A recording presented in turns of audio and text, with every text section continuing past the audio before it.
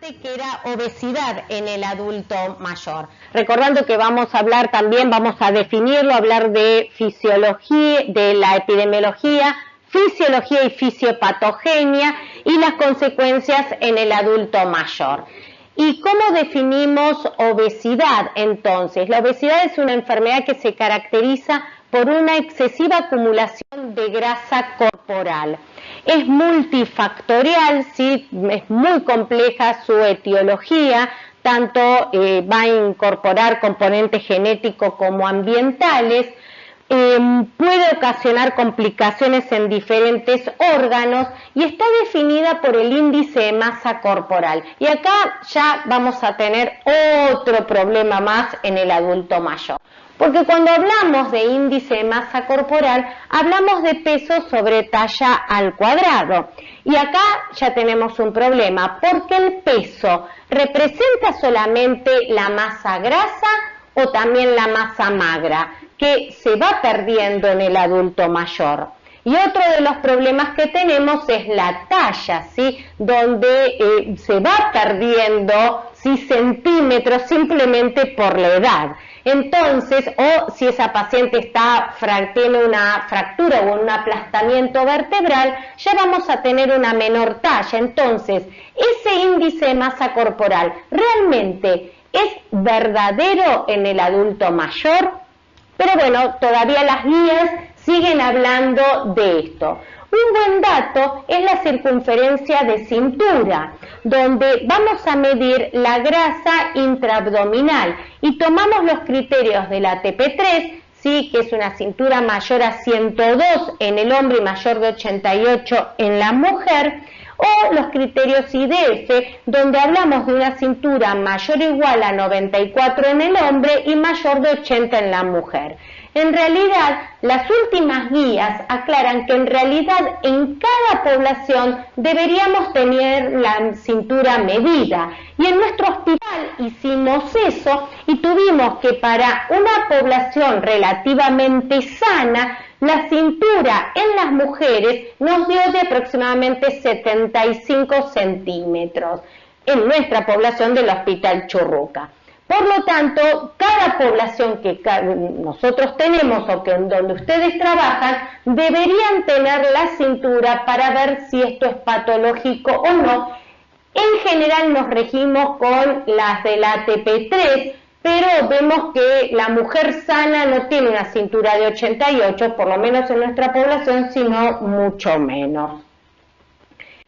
Sí, sabemos que hay una asociación, ¿sí?, con el índice de masa corporal y también con la cintura. Y es bueno siempre tener los dos datos. Y en el consultorio en general tenemos balanza, podemos pesar y medir, y no nos cuesta nada tener por lo menos 1 centímetro de costurera, que no es tan caro, que nos puede servir para medir la cintura.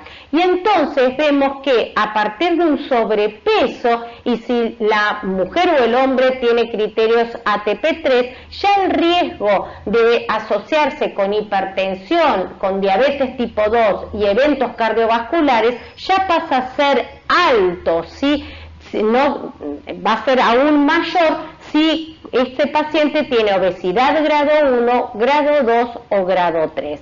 Entonces, siempre sería prudente en nuestro paciente adulto mayor pesarlo, medirlo y tomarle la cintura, ¿sí? Clásicamente hay más de 15 tipos de mediciones de cintura, pero tomamos la parte intermedia entre la última costilla y la parte superior de la cresta ilíaca, o sea, el medio, que a veces coincide con el ombligo, deberíamos tomar ahí nuestra cintura. Y como yo le digo a nuestros pacientes, no es la cintura de la modista, sino que es un poquito más abajo. También es importante tener los criterios de obesidad porque podemos tener qué le pasa a ese paciente y qué deberíamos hacer con el mismo. Y el estadio 0 sería aquel paciente que está bien, que tiene por ahí un sobrepeso, pero que tiene todos los parámetros metabólicos normales, ¿sí? Y que entonces por ahí estaría bueno hacer una prevención, cambios de estilo de vida. pero ya cuando aparecen eventos deberíamos, o complicaciones cardiovasculares, deberíamos iniciar unos cambios de estilo más intensificados y luego podemos llegar al tratamiento farmacológico o también la cirugía bariátrica, que ahora vamos a discutir. Esto es en la población general, ahora vamos a discutir qué pasa en el adulto mayor. Pero otro problema que vamos a tener es que muchas veces tenemos pacientes obesos que queremos encontrarle algo, son normotensos, tienen la glucemia mejor que la nuestra, los lípidos también, y son los que llamamos los obesos sanos, ¿sí? Como también podemos encontrar a los delgados enfermos. Entonces acá vemos que depende del índice de masa corporal, podemos tener pacientes delgados u obesos, y también de acuerdo a lo metabólico podemos tener pacientes metabólicamente enfermos, ¿sí? O metabólicamente sanos. Y a este espectro le voy a sumar algo que es fundamental en el adulto mayor, que cada vez deberíamos ver más, o sea, tener un ojo especial, que es la obesidad sarcopénica. Más frecuente de lo que nosotros creemos en el adulto mayor. ¿Cuál es la epidemiología? Y bueno, claramente en Estados Unidos sí se vio que la obesidad fue aumentando, sí, con los años, sí, cada vez siendo más prevalente, y acá sí que nos parecemos al primer mundo, porque es lo que nos pasa también a nosotros. Y cuando hablamos de sobrepeso, sí, según la última encuesta de factores de riesgo, era de 37%, y cuando hablamos de obesidad llega a un 20% en líneas generales. Pero ¿qué pasa en el adulto mayor? En el adulto mayor, o sea, en aquel paciente de 65 años o más grande, el sobrepeso llega a un 42%, muchísimo, y la obesidad a casi un 25%. También es mucho, ¿sí? Es mucho. Y esto estamos hablando de la Argentina. Y ahora, lamentablemente, creo que los resultados últimos van a venir peor que los anteriores. Recordemos algo de la fisiología para después entender la fisiopatogenia. Y sabemos que tenemos tres tipos de tejido adiposo: el tejido blanco, el tejido pardo, que lamentablemente tenemos muy poquito de nos gustaría tener más porque es el que es rico en mitocondrias, es el que más tiene gasto de energía al tener la proteína de desacople o termogermina, es la que nos da, obtenemos energía. Y tenemos el tejido, que muchas veces lo pueden leer como café con leche o amarillo, que sería un intermedio entre estos dos.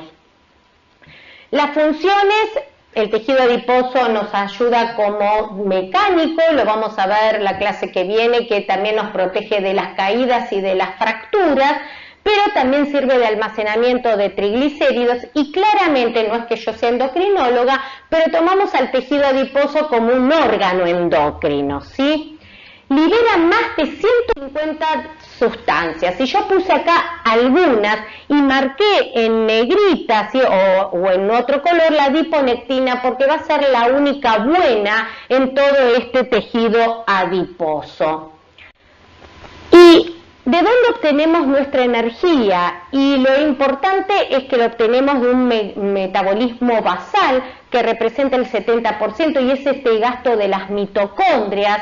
Otro efecto que no es menor va a ser el efecto térmico de los alimentos. Por eso nuevamente insisto en que eso de que me tome el paciente el café con leche a la noche lo odio por los triglicéridos y por este gasto energético que tiene el alimento. La actividad física también proporciona gasto de energía entre un 20 y un 30%. Estamos hablando de una actividad moderada.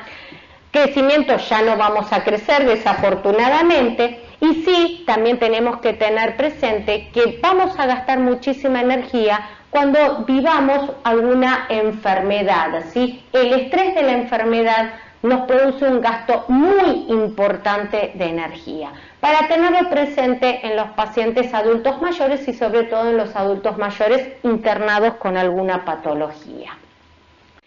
Y en esto es un balance de energía, ¿sí? Que está dado por lo que ingiero y por lo que gasto. Y en realidad vamos a ver que lo que ingiero y que lo que gasto va a tener una gran interacción a nivel central, que está dado por la genética, por todo lo que sea ambiental y obviamente por todo lo que también conocemos fisiológico del sistema simpático y parasimpático, ¿sí? Y otras hormonas que también van a participar. Y en definitiva, que yo tenga un balance positivo, neutro o negativo, va a ser la relación de lo que ingiera y de lo que gaste. Si obviamente yo ingiero más de lo que gasto, voy a tener un balance positivo y eso me va a llevar a un aumento de peso. Si gasto lo mismo que lo que ingiero, va a ser neutro, y si gasto mucho más de lo que ingiero, va a ser negativo. Y en esto del alimento hay algo que, les juro por Dios, nos matamos, que yo creo que en endocrinología siempre hay un tópico de esto en todos los congresos internacionales, que se trata de investigar qué se puede hacer a nivel central. Yo les voy a contar qué pasa a nivel periférico, las diferentes hormonas o sustancias que actúan, hasta el núcleo AR4, pero después hay algo que es cognitivo. ¿Por qué comemos cuando no tenemos hambre o por qué el paciente come y no sabemos por qué no para de comer? Y esto tiene que ver con muchos puntos, ¿sí? Con algo que vamos adquiriendo desde la niñez, que es el placer que sentimos en comer, ¿sí? Eso no hay con qué, o sea, es algo que lo vamos adquiriendo desde bebés y nos va a llevar toda la infancia, ¿sí? También tiene que ver con cuestiones genéticas y epigenéticas, factores sociales, económicos y todo lo que nos meten las publicidades, ¿sí? Con todo lo bueno o lo lindo que por ahí lleva a comer ciertos productos. Pero nuevamente hay algo que por eso lo puse en rojo, que no podemos entender por qué el paciente a veces come y no deja de comer y sigue comiendo a pesar de que le decimos todo lo malo que produce. Y sinceramente vamos a descubrir que no hay ninguna droga todavía para esto. Y sigo insistiendo en que si bien nosotros, o la mayoría de nosotros no hacemos pediatría, obviamente, esto es algo que deberíamos enseñar desde muy chiquitos. Y yo siempre pongo el ejemplo que a mí me crió mi abuela, y mi abuela siempre me daba todas las verduras en diferentes platitos. Tengo esa imagen, ¿no? Y por ahí una comida para mí sin verdura no es comida, aunque ustedes se rían. Yo la pizza me la pido con rúcula porque necesito tener algo verde, ¿sí? Y eso es como me criaron a mí. Pero si eso no se nos enseña, la mayoría de los chicos no saben comer verduras, ¿sí? Y entonces descubrimos, yo atiendo siempre enfrente de la pediatra en el hospital que hace endocrinología pediátrica, y vemos clásicamente esta foto donde si también trajeran al perro también sería gordo, porque toda la familia es gorda, el abuelo también es gordo, todos son gordos, ¿sí? Entonces esto también tiene con algo que tenemos que enseñarles a comer, ¿sí? Se perdió eso de que la gente sepa cocinar, y por ahí resulta más fácil el sandwichito, la Coca-Cola, o también conformar al chico con eso. Y uno ve, están esperando para entrar a la consulta, y les juro por Dios que lo ven con el paquete de papas fritas, y uno dice, están para control de peso y están con el paquete de papas fritas, pero quédate ahí, no molestes, ¿sí? Entonces, también tiene que ver con todo eso, con esa conciencia que tendríamos que lograr de alguna manera. Y yo les dije que había señales, sí, sobre periféricas. Y sí, a nivel del tejido adiposo ya vamos a ver, la leptina es anorexígena, la adiponectina también, la resistina es orexígena. A nivel intestinal, y parte de los, digamos, beneficios de la cirugía bariátrica es que aumentan ciertos péptidos que son anorexígenos, como el GLP-1, ya vamos a verlo como parte de tratamiento, la colecistoquinina, y son orexígenas, aumentan el apetito, la grelina, la oxecina y el péptido II. A nivel pancreático, la insulina es anorexígena, mientras que el glucagón y péptido P estimularían el apetito. Todos llegamos bárbaro hasta el núcleo arcuato, que ahora vamos a ver cuál es la función. Pero les vuelvo a repetir, por arriba no se sabe qué pasa. Y entonces, cuando hablamos de la obesidad, yo les traje las hormonas más estudiadas tanto a nivel de investigación básica como clínica. Tenemos que la adiponectina, les dije que era la buena de la película, porque aumenta el gasto energético, aumenta la sensibilidad a la insulina y también aumenta la beta-oxidación de los ácidos grasos. La resistina disminuye la sensibilidad a la insulina. La leptina es anorexígena, es buena, ahora vamos a ver qué pasa en la obesidad, pero tengan presente que la leptina favorece la disminución del apetito, disminuye la acumulación de grasa, aumenta la beta-oxidación, aumenta la sensibilidad a la insulina y disminuye aumenta el gasto energético. El TNA-alfa como una citoquina proinflamatoria, y téngala también presente, disminuye la sensibilidad a la insulina porque aparte inhibe la translocación de los GLUT4 y aumenta la lipólisis, o sea, aumenta más los ácidos grasos libres, y la interleuquina 6 disminuye la sensibilidad a la insulina. ¿Por qué les digo esto? Porque el tejido adiposo dijimos que acumula triglicéridos, y el tejido adiposo, cada adipócito puede aumentar hasta 100 micras, ¿sí? Cuando aumenta más de 100 micras van a suceder varias cosas. Una de ellas, el mecanismo exacto no se sabe, pero disminuye la secreción de leptina, produce resistencia a la leptina, los receptores se alteran, aumenta resistina, aumenta TNA-alfa y aumenta interleuquina 6, o sea que aumenta todo lo malo y disminuye todo lo bueno. Les dije que sabíamos que pasaba hasta el núcleo arcuato y se los cuento. Dijimos que leptina e insulina son anorexígenas. ¿Y por qué? Porque inhiben al neuropéptido I y al péptido relacionado con agouti, que en realidad son neuronas que van a estimular todo lo que sea orexígenos, ¿sí? Inhiben al receptor de melanocortina, que es anorexígeno, y van a estimular al neuropéptido I, que es orexígeno. Por otra parte, como anorexígeno tenemos el POMP, la propia melanocortina, y el receptor relacionado con cocaína, que van a estimular a la melanocitoestimulante, que favorecen entonces la acción anorexígena. ¿Qué dijimos? Tejido adiposo, sí, aumentó de tamaño, disminuye adiponectina, hay una leptinoresistencia, y a nivel del páncreas, con esta obesidad y con este aumento de las citoquinas proinflamatorias como TNA-alfa, aumento de ácidos grasos e interleuquina 6, se produce una resistencia también a la insulina.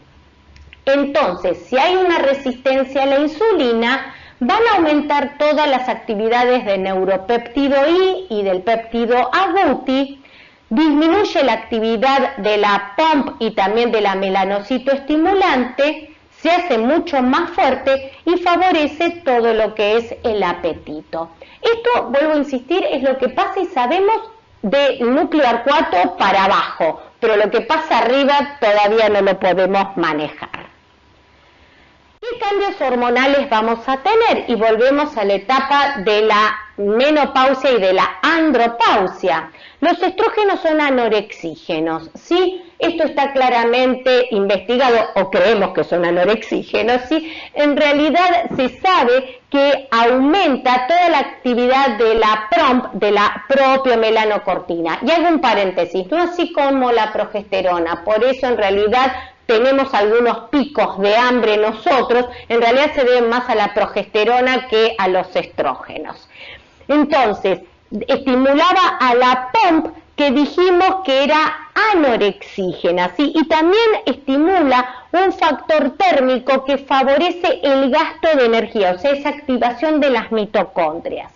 Pero bueno, en la menopausia esto se pierde y aparte lo que se vio es que aumenta la actividad de los glucocorticoides y los glucocorticoides son orexígenos, estimulan el apetito, inhiben la acción de la leptina y además estimulan los endocannabinoides que están tan asociados a todo el placer de lo que produce la comida.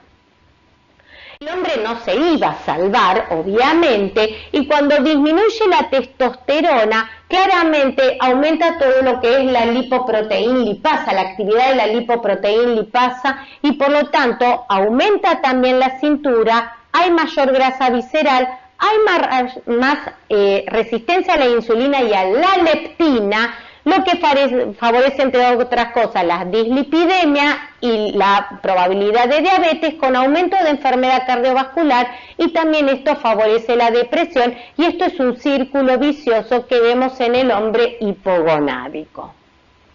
Entonces ya tenemos varias cosas en contra. ¿Y qué pasa además en el adulto mayor? Disminuye toda la actividad mitocondrial, nos guste o no, aumenta más la apoptosis y aumenta, hay falla, digamos, en las mitocondrias. Entonces, lo que vemos es que en el adulto mayor va a haber una disminución, o sea, este 70% que representaba en un adulto, ¿sí? Disminuye todo lo que sea el gasto energético en reposo que tenía que ver con las mitocondrias, disminuye la actividad física y también disminuye el efecto térmico de los alimentos, ¿sí? Porque nuevamente, en general, el adulto mayor come menos veces de lo que come el adulto joven, ¿sí? Y eso es un gran problema y lo vamos a ver después cuando hablemos de las dietas. A todo esto, en el adulto mayor deberíamos poner las medicaciones que nunca faltan. Y acá puse algunas de ellas que realmente aumentan de peso y aumentan mucho. La clozapina, la olanzapina, la quetiapina puede llegar hasta 10 kilos de aumento de peso, ¿sí? 10 kilos y solamente por la medicación. Recuerden que aumentan los triglicéridos y también recuerden que producen aumento de peso. Y esto se ve, ¿sí? También se ve con el ácido valproico, un aumento de peso muy importante en los pacientes y ni que hablar con los glucocorticoides que sabemos que da este aspecto cushingoide. Entonces, cuando hablamos de la fisiopatogenia, y este artículo es muy lindo, ¿sí? Que habla sobre todos los factores de la obesidad, en general estamos acostumbrados los médicos a ver solamente todo lo que sea fisio o fisiopatológico. Entonces, con la edad vamos a tener un aumento de la grasa visceral que también está muy relacionada con todo lo que son las disminuciones de las hormonas y sobre todo de las hormonas sexuales. Tenemos también que se pierde más masa magra y hay una compensación con la masa grasa. Aumenta la actividad de la P53 y esto está relacionado con un aumento de los adipocitos, ¿sí? O sea, se ve eso favorecido. Aumenta también todas las citoquinas proinflamatorias y esto, por favor, siempre tengámoslo presente. Y a esto le tenemos que sumar lo otro que ya deja de ser fisiológico, pero que es tan importante. Toda la situación socioeconómico-cultural, desde la alimentación hasta que en general salen mucho menos, se mueven mucho menos, ¿sí? O por ahí están en algún lugar que no tienen grandes actividades, más otras comorbilidades, ¿sí? Como puede ser una artropatía, por ejemplo, algo sencillo, pero que impide la movilización, lleva a este adulto mayor a que sea aún más obeso. ¿Y cuáles son las complicaciones de la obesidad? Porque en realidad, si fuera nada más porque está aumentado de peso, por ahí no me preocuparía tanto, pero las complicaciones de la obesidad son muchísimas y realmente la mayoría de ellas están totalmente comprobadísimas, ¿sí?, que producen el adulto, que tiene la obesidad. Y vamos a ir viendo ciertas patologías, pues si no, no llegaría en tiempo, ¿sí?, pero algunos datos que me parecen importantes relacionados con la obesidad. Y lo primero es la mortalidad. Y es verdad que la relación de la mortalidad con el índice de masa corporal tiene forma de, podríamos decir, J o de U. Y esto es interesante ver qué pasa acorde a la edad. Y vamos viendo, yo creo que tengamos en cuenta dos de estas. La negrita, que es los pacientes más o menos hasta de 50 a 55 años, y que tengamos en cuenta las rayitas en azul, que son los pacientes entre 66 y 71 años. Y vemos que la curva cada vez como que se va abriendo más, ¿sí? Ya se va perdiendo tanto esa relación. Y eso sucede tanto en el hombre como en la mujer. ¿Y por qué traigo esto? Porque cuando vemos en un metaanálisis, es también muy lindo este artículo relacionado, es todo sobre obesidad y también obesidad en el adulto mayor, se observa que podemos decir que hay una clara relación hasta los 74 años donde sí se respeta esta relación en U. Es decir, un bajo peso como un alto peso aumenta la mortalidad. Y si yo tuviera que tener un peso ideal en los pacientes, tendría que estar en un rango entre 27 y 30 o 25 y 35. Pero ¿qué pasa en el mayor de 75 años? En realidad no hay datos, ¿sí? No hay datos y no hay asociación de yo decir si el paciente es obeso va a tener mayor mortalidad o si es delgado va a tener mayor mortalidad. Y yo creo, volviendo al principio de la charla, que esto tiene que ver con esto, que el índice de masa corporal en realidad no me representa la obesidad en estos pacientes. Por el tema del peso, que ya no sé si estoy midiendo toda grasa, recuerden que disminuye la masa muscular, y también la altura, donde por ahí los pacientes están más aplastados y miden menos. Entonces, ¿ese índice de masa corporal es real? Entonces vuelvo a insistir con esto, que no hay tampoco muchos datos con cintura en el adulto mayor. Y eso sería interesante, los propongo para que se pueda investigar un poquito más. Y entonces lo clásico que conocemos de los eventos cardiovasculares también va a suceder en nuestro paciente adulto mayor, donde la grasa visceral va a estimular, ¿sí?, un perfil lipídico desfavorable, como los que estuvimos hablando ya. También va a favorecer, por todo lo que hablamos de la insulinoresistencia, a tener una resistencia a la insulina, hiperinsulinismo y diabetes tipo 2. Y sobre todo voy a hacer mucho hincapié en todo lo que son las citoquinas proinflamatorias, que no es necesario medirlo porque realmente a veces es muy difícil medir TNA-alfa o interleuquinas. Cuando hacemos los trabajos de investigación, en realidad por ahí perdemos esa relación porque cuando medimos interleuquinas lo tenemos que hacer en el momento. No me sirve la sangre congelada, ¿sí?, o frisada, pierde hay mucha variabilidad y no me sirve tanto. Entonces, a veces nos cuesta relacionar todo esto, pero tengámoslo muy, muy presente, que es fundamental el tema de la liberación de todas estas citoquinas proinflamatorias. Y todo esto obviamente me va a favorecer la enfermedad cardiovascular.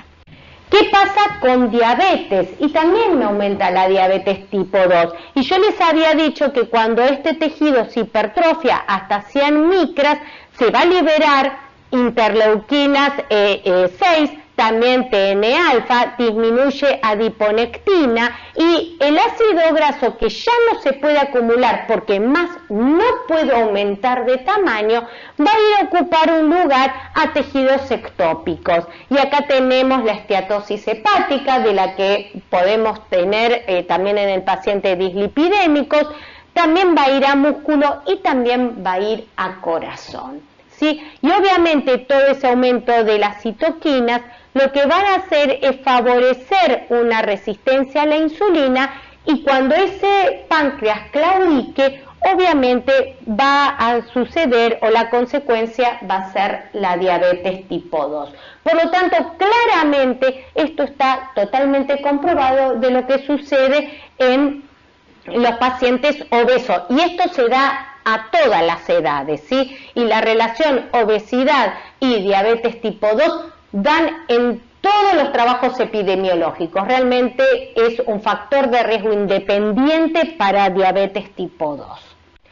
¿Qué pasa con cáncer? Y esto cada vez lo estamos viendo más. Cada vez se ve más porque obviamente aumenta la prevalencia de obesidad.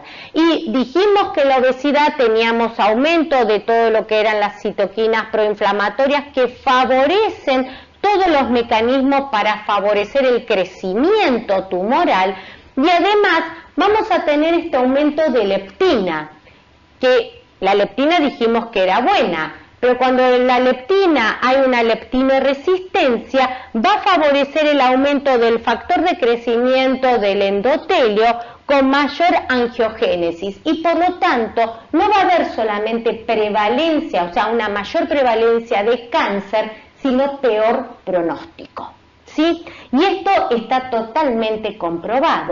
Y tenemos que aumenta la prevalencia de cáncer de mama, de cáncer de endometrio, de próstata y estómago. Y esto les juro que lo vemos todos los días, y por lo menos en mi caso, mucho cáncer de mama y mucho cáncer de endometrio. Y también aumenta la mortalidad, o sea, tiene peor pronóstico en cáncer de esófago, de colon, de hígado, de páncreas y riñón. Y en nuestro caso también tuvimos mayor tamaño tumoral en los cánceres de tiroides. Sí, es un trabajo que tenemos publicado que tuvimos asociación de a mayor masa, de índice de masa corporal, mayor tamaño del cáncer de tiroides. Y estos otros autores también lo han encontrado.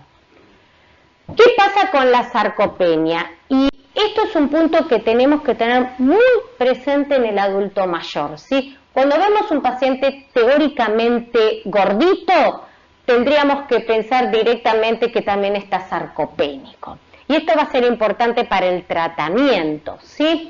Y este es un trabajo, ¿sí?, donde se evaluaron más de 4.000 pacientes, los resultados son del NANES-3, en donde se vio que la prevalencia de sarcopenia en una población de 70 años era de un 35% en la mujer y de un 75% en el hombre.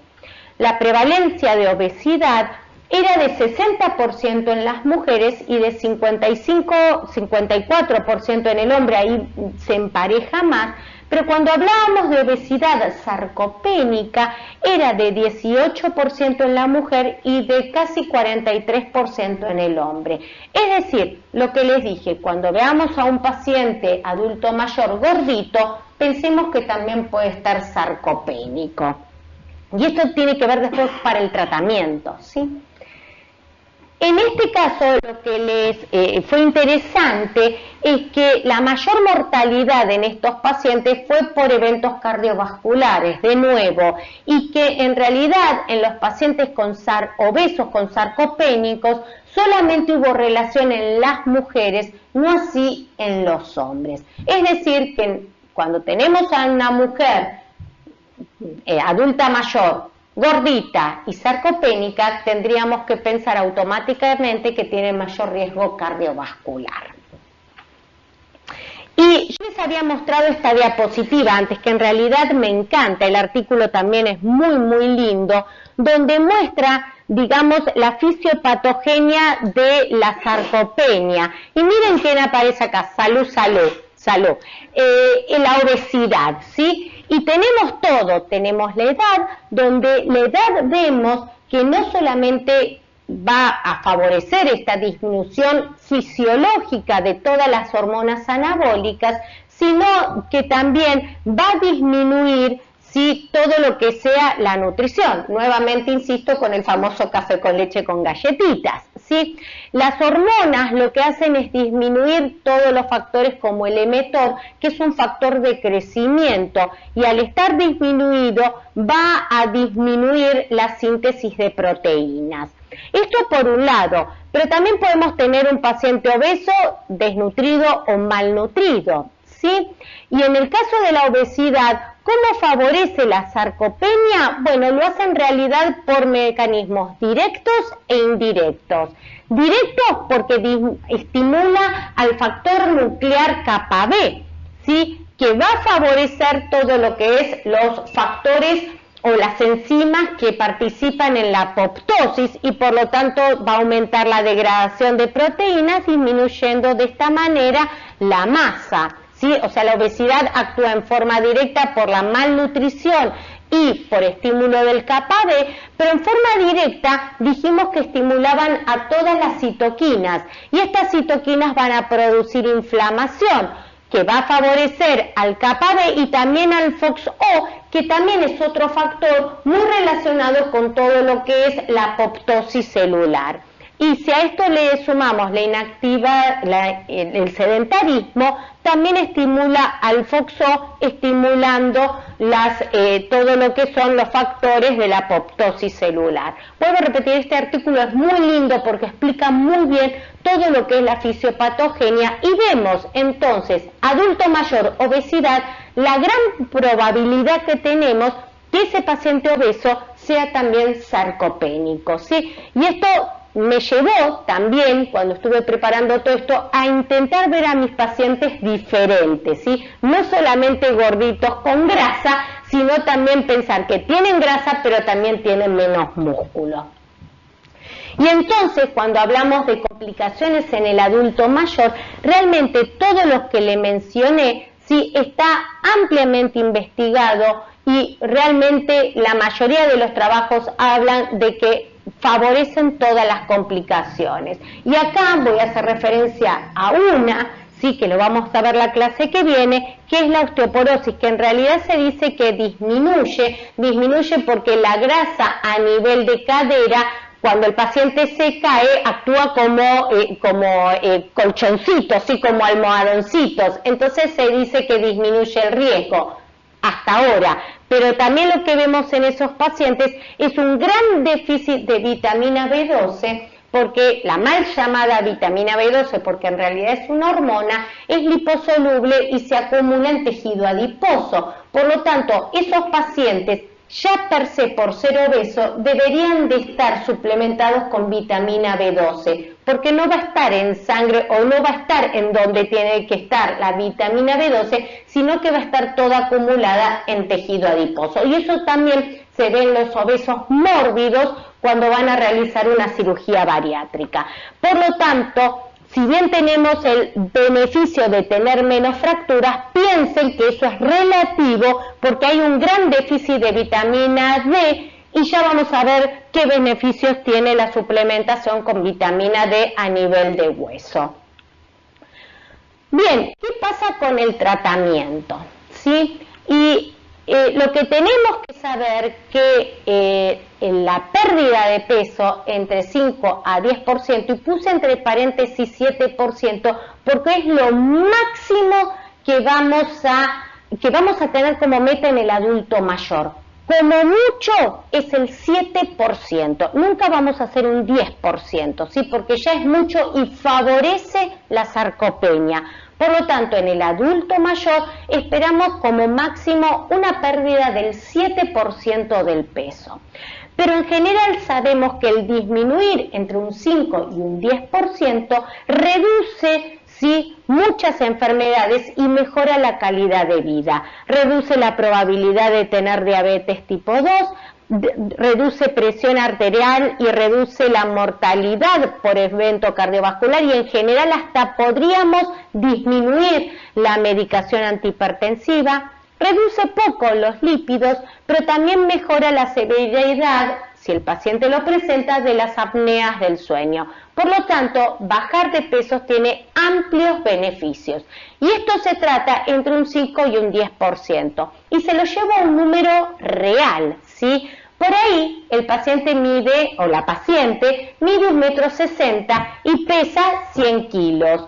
No es necesario que baje a 60 kilos como me gustaría a mí, Natalia lo sabe, sino que por lo menos bajando a 90 sabemos que le mejoraríamos todo esto, ¿sí? Entonces uno le tiene que plantear al paciente también eso. Mira, pesás 100 kilos, si vos por lo menos pesaras 90, serías otro. O si pesás 90, si pesaras 81, ya serías otra persona. Y esto también se ve, y esto lo vemos en el consultorio. No hace falta bajarlo al ideal del BMI de 25, ¿sí? Sobre todo en el adulto mayor. Y es más, en estos pacientes le vamos a pedir que baje un 5% y como máximo un 7%.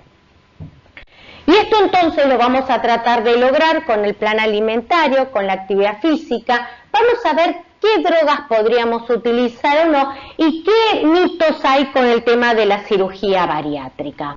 Y esto me encantó en realidad, yo se lo traduzco, después lo pueden leer tranquilo, que en realidad todas las dietas que tenemos, y es una gran pelea en todos los congresos, si la dieta del Mediterráneo, si la DASH, qué dieta dar mejor, etcétera, ninguna demostró ser superior a disminuir un poco o restringir moderadamente el gasto calórico del paciente, ¿sí? Y ahora lo vamos a ver eso, por eso le digo, no necesitamos llevarlo realmente a una restricción muy importante, pero hacer una dieta balanceada va a ser el gran secreto. Y esto también le pedí a la nutricionista de mi servicio, que me ayudara a armarles dietas que podríamos hacerle a nuestro paciente adulto mayor.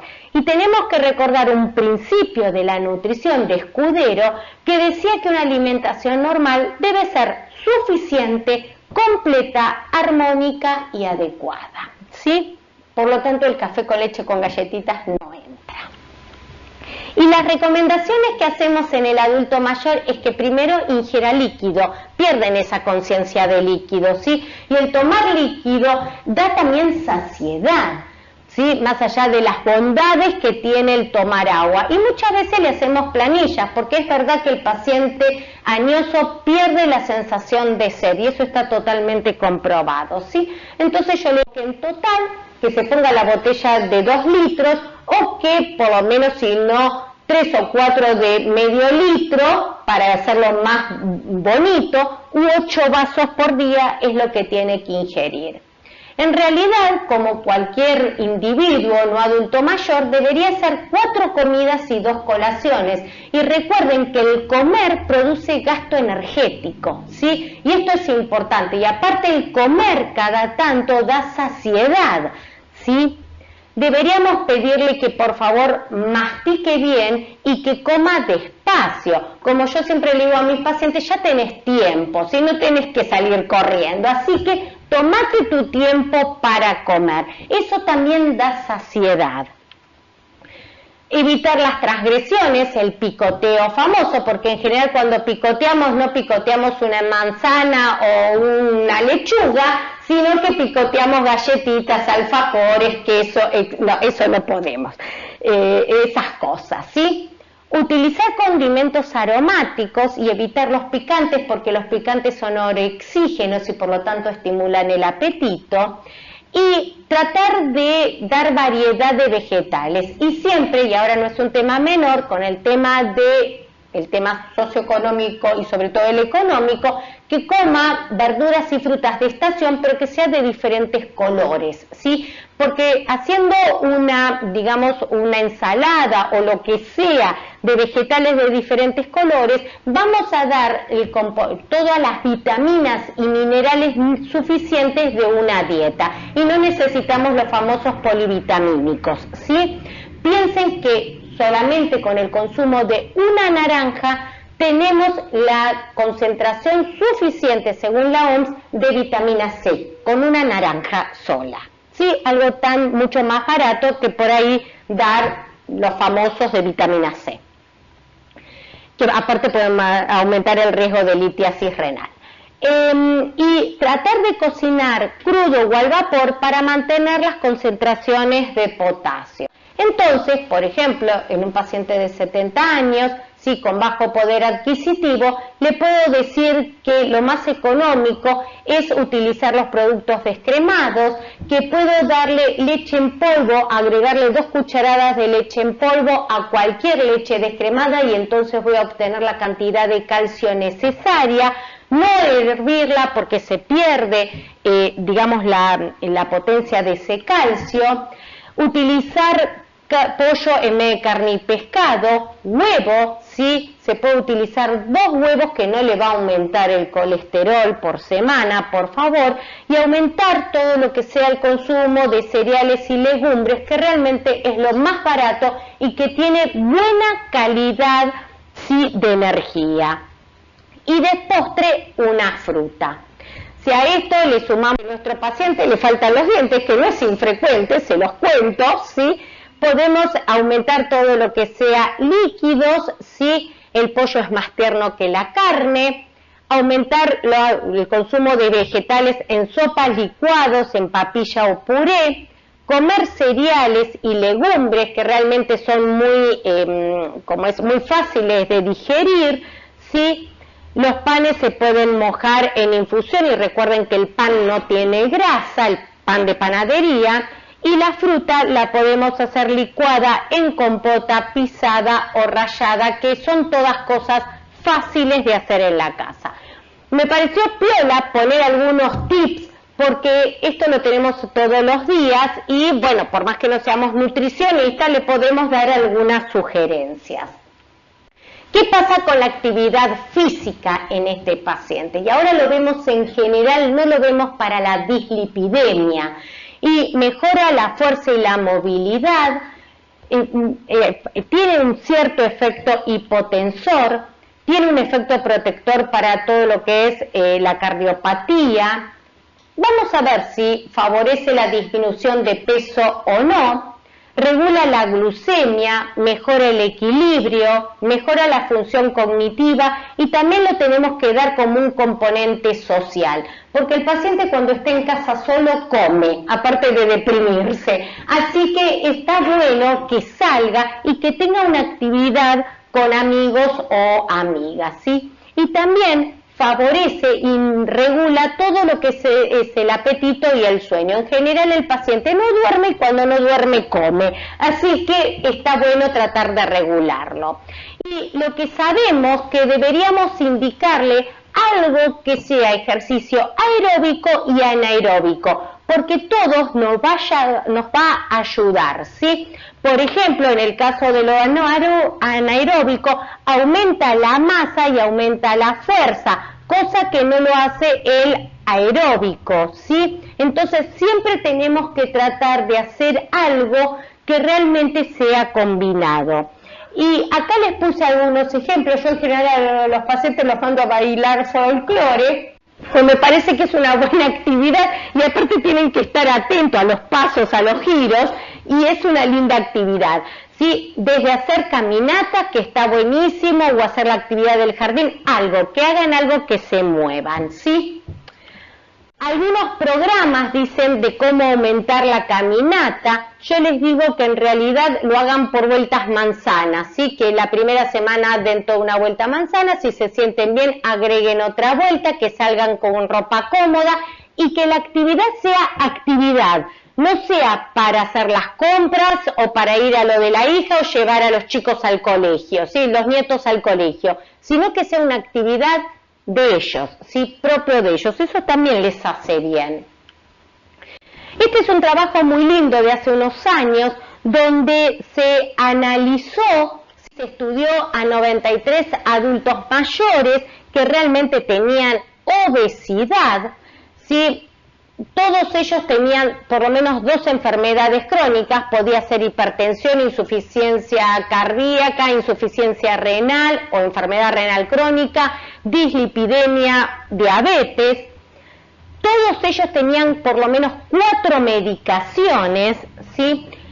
Pero se incluyeron aquellos pacientes, por eso nada más fueron 93, que estaban estable en el peso por 1 año y estable con la medicación por 6 meses y que podían hacer una ergometría.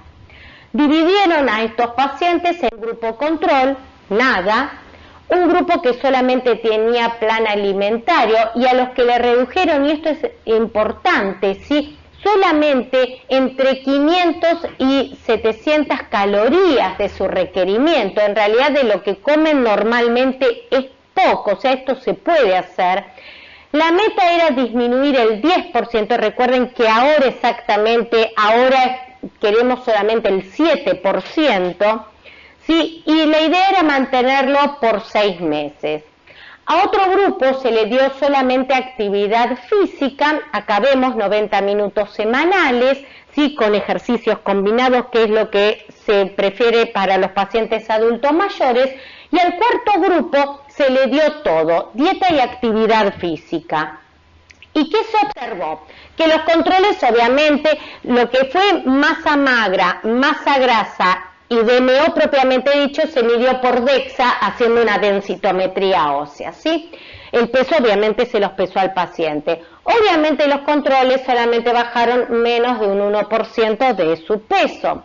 Los de dieta solamente bajaron un 10%, bajaron también la masa grasa un 17%, pero ojo, porque bajaron también la masa magra, por eso le digo el riesgo de ver a nuestros pacientes ahora con una visión más de obesidad sarcopenia, y también disminuyeron la densidad mineral ósea en cadera. Los pacientes que solamente habían hecho ejercicio solamente bajaron un 1% de peso, por eso les digo que el ejercicio en realidad no sirve para bajar de peso, va a servir para mantenerlo, pero no para bajar.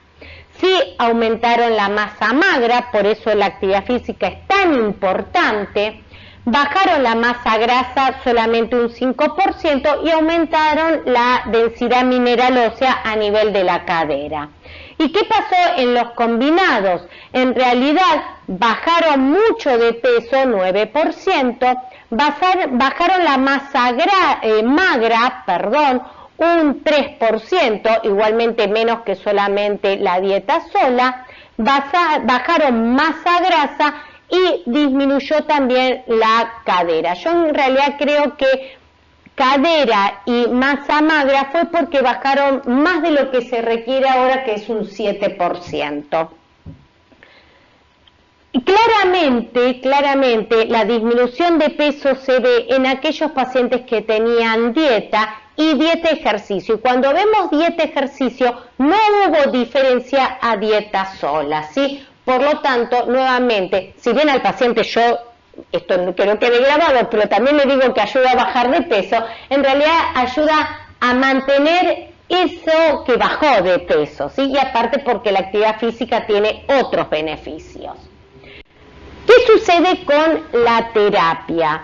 Yo en general recomiendo que el paciente haga algo de grupo, ¿sí? Y se ha visto que realmente como instituciones como ALCO o Dieta Club, digo de ALCO porque es totalmente gratuito, realmente le hace muy bien al paciente. Y en algunos pacientes también indico terapia individual y realmente sí, se ve mucho beneficio.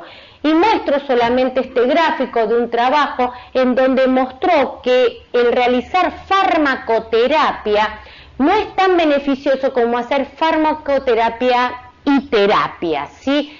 Realmente es importante que el paciente tenga esto del grupo y esta contención. Nuevamente porque el comer produce diferentes cosas, sí, que realmente todavía no lo podemos manejar. Entonces es importante que esté acompañado o en grupo o por una terapia individual.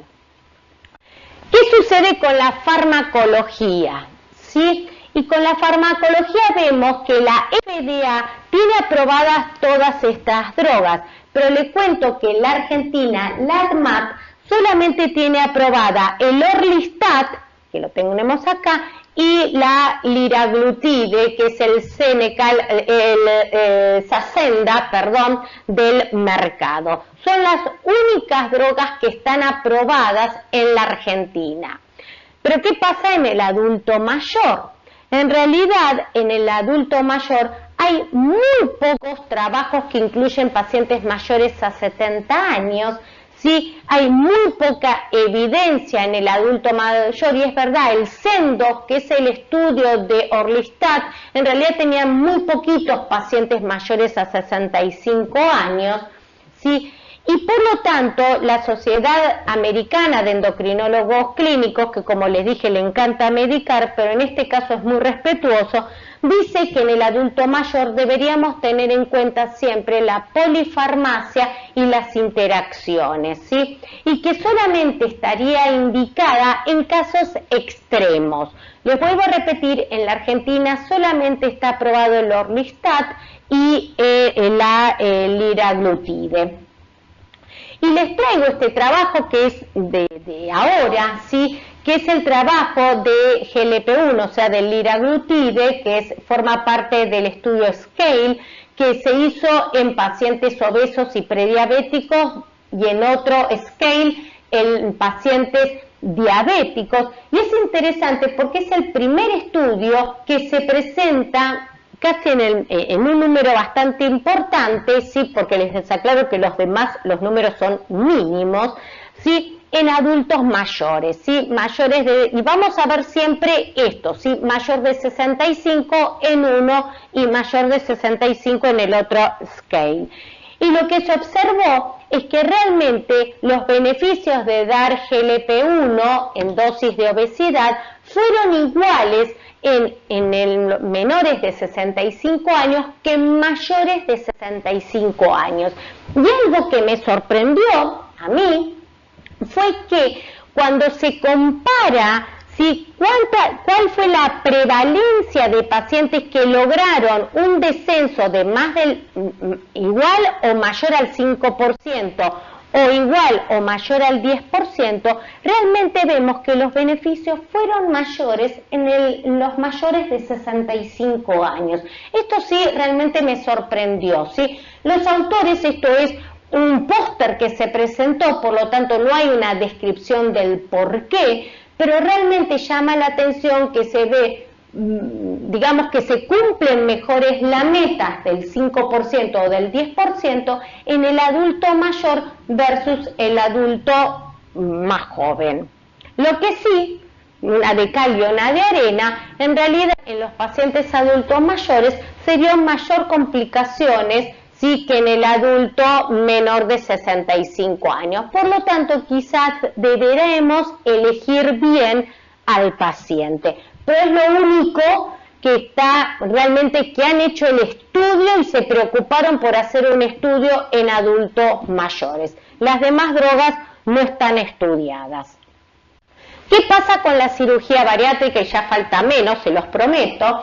¿Sí? En realidad, la edad no es un límite. No es un límite la edad para la cirugía bariátrica. Pero es verdad que hay pocos adultos mayores que realizan cirugía bariátrica.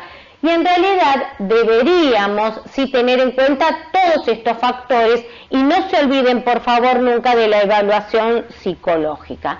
También, si vamos a elegir una cirugía bariátrica en un paciente adulto mayor, deberíamos conocer primero cuánto se pierde de peso, cuál es la mortalidad y cuáles son las complicaciones de cada una de ellas, ¿sí? Y acá siempre tenemos que evaluar costo-beneficios. Estos son en realidad las complicaciones generales, no es en adulto mayor. Estas son las complicaciones que se ven en forma general. También tenemos que tener presente las complicaciones más frecuentes, como son los déficits de hierro, de vitamina B12, de vitaminas D, la anemia, el déficit de calcio, que eso conlleva a una osteomalacia, osteoporosis y mayor número de fracturas. Y obviamente a veces hay, gracias a Dios es poco el porcentaje, hipoglucemia por hiperinsulinismo. Así que es una de las causas donde se tiene que revertir la cirugía bariátrica.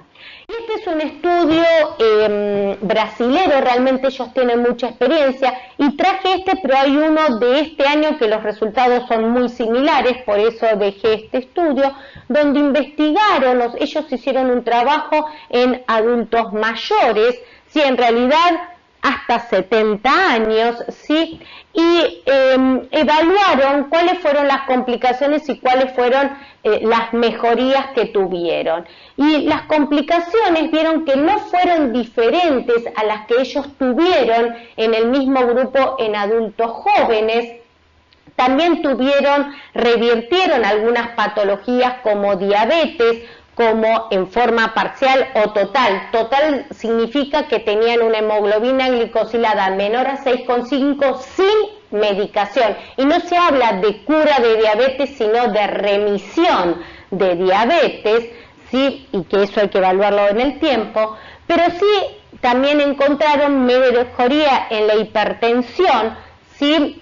Ya sea sin medicación, que esto lo podemos discutir, en realidad yo no estoy de acuerdo en que se saque toda la medicación en los pacientes con cirugía bariátrica, porque la hipertensión no es solamente por la obesidad, sino que también es multifactorial, sí, pero también ellos vieron reducción de eso. Lo que sí no encontraron, que esto lo vemos en la práctica diaria, mejoría en los lípidos. Por lo tanto, ellos dicen, estos autores que trabajan mucho en cirugía bariátrica, este grupo de San Pablo, que en realidad no habría mayores riesgos y por eso la edad no es un límite, ¿sí? Porque no encontraron mayor riesgo o mayor complicaciones en el adulto mayor. Entonces, como conclusión, podemos decir que la obesidad es un problema mundial que afecta también a la población, al adulto mayor, y creo que más de lo que nos imaginamos, que conlleva múltiples comorbilidades, que el mejor tratamiento es la prevención y que el plan alimentario y la actividad física debe ser adecuado, acorde al paciente y para convertirse en un tratamiento exitoso. Y eso realmente lo vemos en la práctica. No lo tenemos que pensar como una meta como en un adulto joven, ¿sí? Tenemos que pensarlo como una meta del adulto mayor. Muchas gracias.